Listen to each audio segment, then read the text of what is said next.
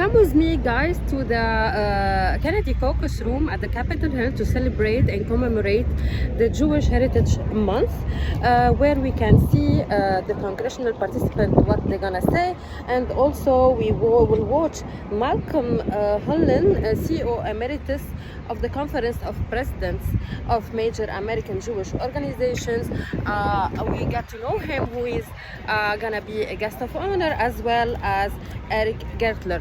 Come with me, guys. Nebraska, having previously served as Nebraska's 40th governor for 8 years. After business school, he worked for Union Pacific Railroad and an environmental consulting firm. And right against the forces of evil. Thank you.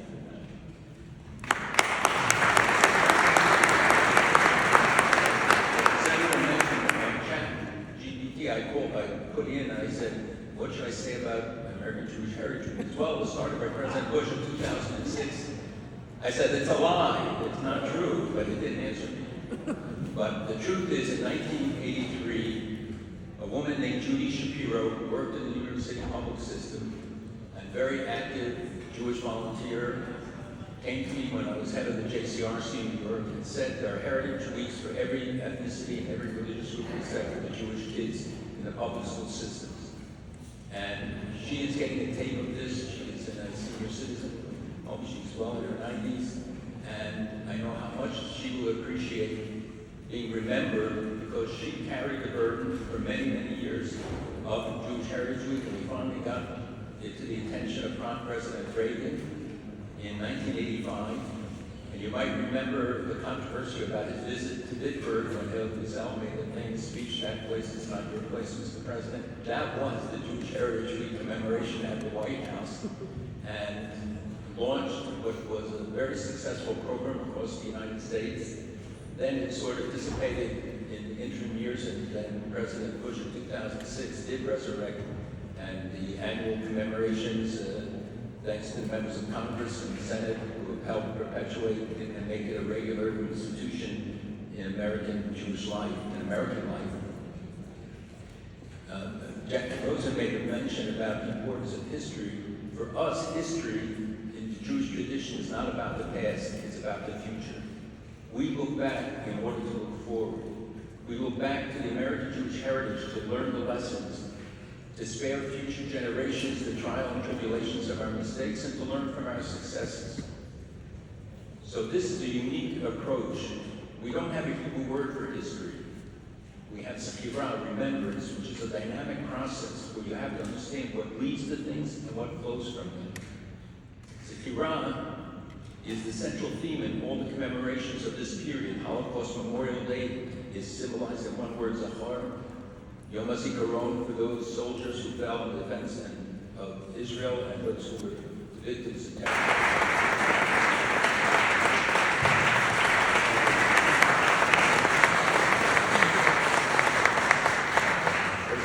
Thank you very much. It's exceptionally kind of you. I'm going to make my comments brief. I see several of my colleagues that are still here as well that also want to be able to give you greetings.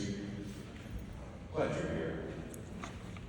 It's good to be able to get together and to be able to be together and to be able to celebrate heritage together. So I'm grateful that you are taking the time from wherever you're coming from, all over this great country, or for several of you from around the world, to be able to recognize the significance of this time period, of this month, of this. That's important for us. It's important for this Capitol Hill to be able to see, but it's important for us to be able to engage as well together. And it goes back a very long way.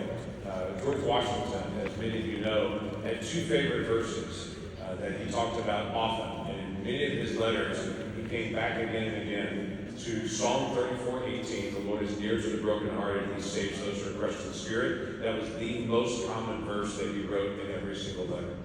But the other verse that we sometimes lose track of is from Micah 4:4, which says, "Everyone will sit under their own vine and under their own fig tree, and no one will make them afraid. The Lord Almighty has spoken." That was the verse that George Washington wrote to the Hebrew synagogue in Newport, Rhode Island, when they wrote in and said, "Will Jews be welcome in this new country?" He responded back to them with Micah 4:4. That is still a legacy and a heritage that we have in the United States that we've got to continue to be able to maintain.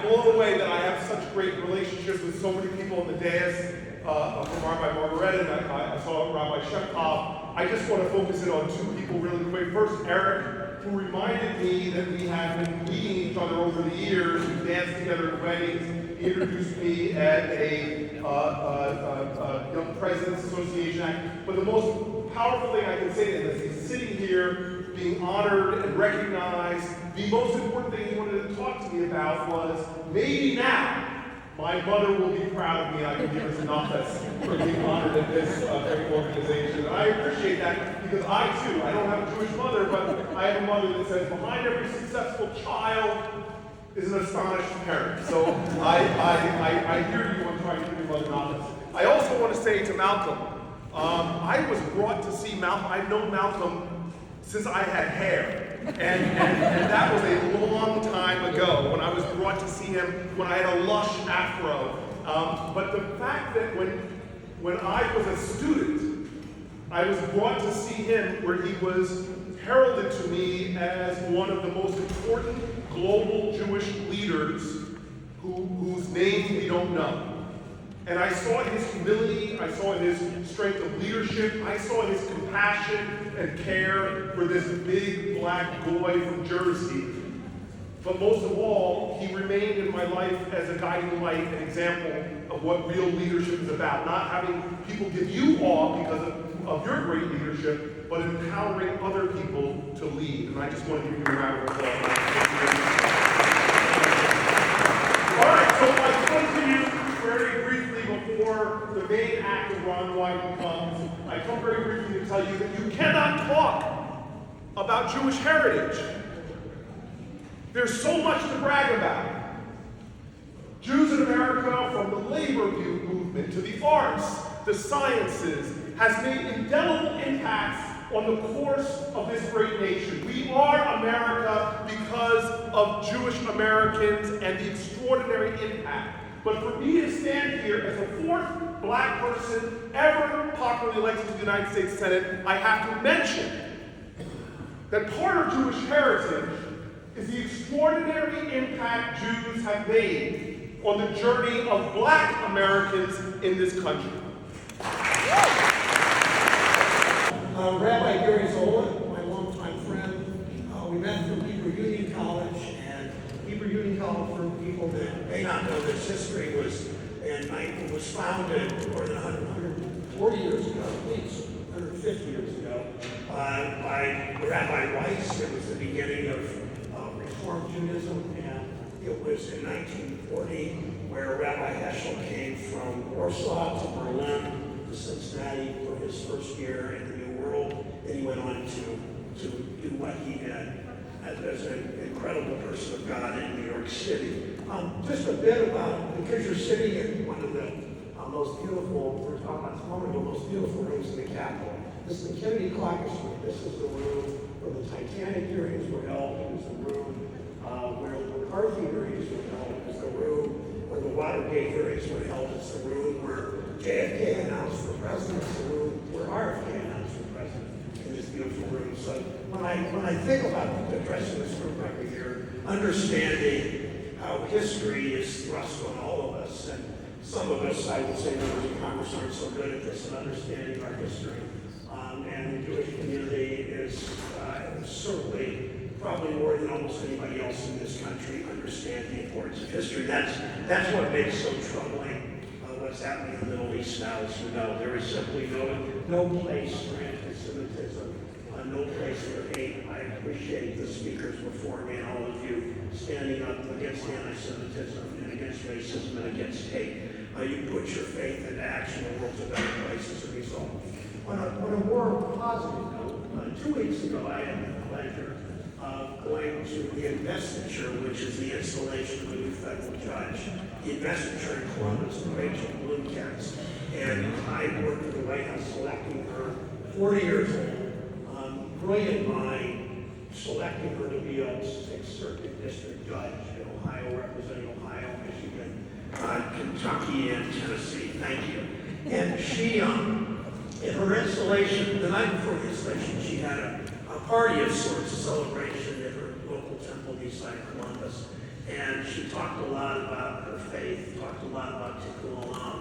And that's particularly meaningful to me because my mother was so involved in the YWCA, whose mission is to eliminate racism and to empower women. Tikkun Olam is obviously the center of faith for her and many of you in this room. She's part of that proud tradition. She is a 40-year-old, 41 now-year-old judge who I have hired designs for her at some point in her career, but we will see. Last thing I wanted to mention is many of you are familiar, I think probably all of you are familiar with the letter from Birmingham jail, and you probably read it in high school. It's worth reading again. Every year, Senator from Oklahoma is going to Florida to read this letter. We bring a bipartisan group of senators together.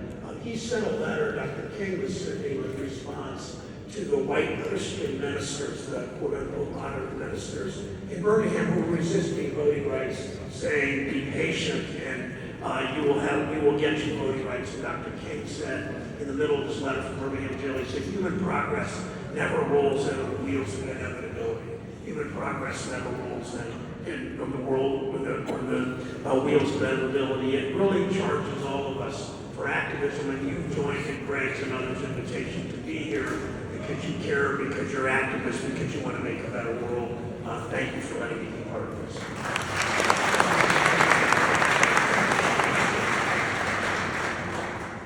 Good afternoon, everybody. It really is an honor to be here with all of you as we celebrate Jewish American Heritage Month. And I want to especially congratulate today's honorees, Malcolm Homeland and Eric Bergler, on their well-deserved recognition for their contributions. Of course, this year's gathering is not like previous years. In the wake of the worst attack on Jews since the Holocaust, people mourn the loss of family and friends. Others are languishing, wondering if and when their mothers and brothers and neighbors being held hostage will come home again.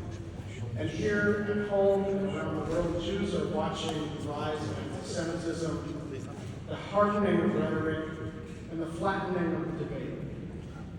We are understandably in pain and on edge. So this year is different.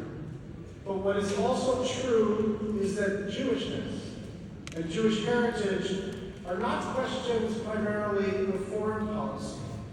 They're not questions of politics or geopolitics, left or right. What makes us Jews, what binds us all in this room together, is our shared values. I was lucky enough to grow up in a home where my parents embodied values like Tikkun Olam, and instilled in my brothers and me a powerful idea that everybody has an obligation to try to improve things around them in whatever way is possible. Where do you start? Wherever you are. What do you use? Whatever you have. 8 years before I was born in 1965, my dad, Dr. Irv Schatz, for some of you, Itzy Schatz, read an article in a medical journal that stopped him in his tracks. It was about a study which later came to be known as the infamous Tuskegee experiment, in which researchers deliberately withheld treatment for poor black sharecroppers with late-stage syphilis. My dad was outraged. How could these scientists abandon the first principle to do no harm? And so he wrote to them, the United States Public Health Service, becoming one of the first people in the country to speak out against this injustice. And it was not without risk. He was a junior doctor, just a few years out of medical school, and the consequences could have been severe. But he did it anyway, because he felt a duty to do so. Of course, there have been so many extraordinary Jewish leaders over the years who demonstrated those values and bettered their communities and their countries in ways big and small, seen and unseen, because of it. This month is a chance to celebrate them, to reflect on our contributions, and recommit ourselves to doing our part.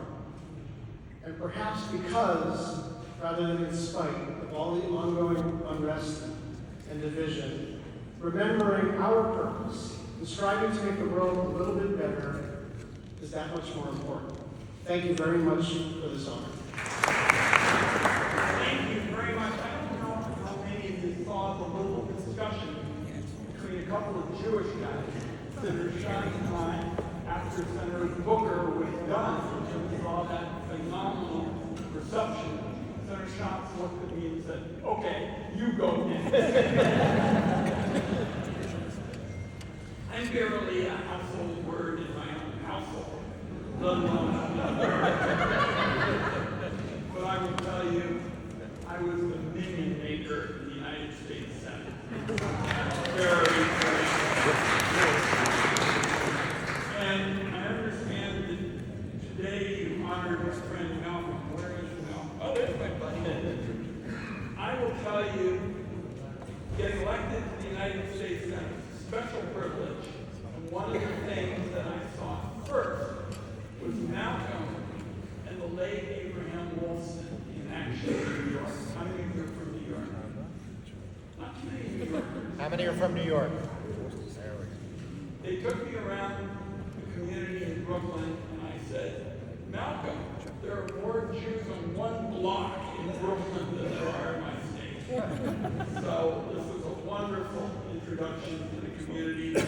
And I'm going to spare you the filibustering of the one to hear from Senator Schatz. I almost didn't make it here this morning. And I am not talking about the train being late or the shuttle not working. I almost wasn't born. My parents fled the Nazis in the 30s. All got out. We lost the family for Stalingrad and Theresienstadt. And my dad, who fled Germany at 13, basically talked his way into the army and was one of the famous Ritchie boys. I don't know if you've heard of them. They were the Jewish kids who basically fled Germany and wrote propaganda pamphlets for our army, basically telling the Nazis everything was hopeless and they ought to give up. So these are my roots. And this is an extraordinary time in America because we know that hate is on the rise.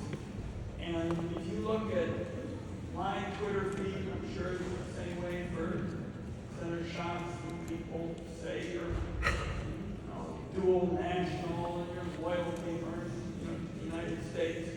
I always tell people the first thing that's important about our heritage is Jewish values are American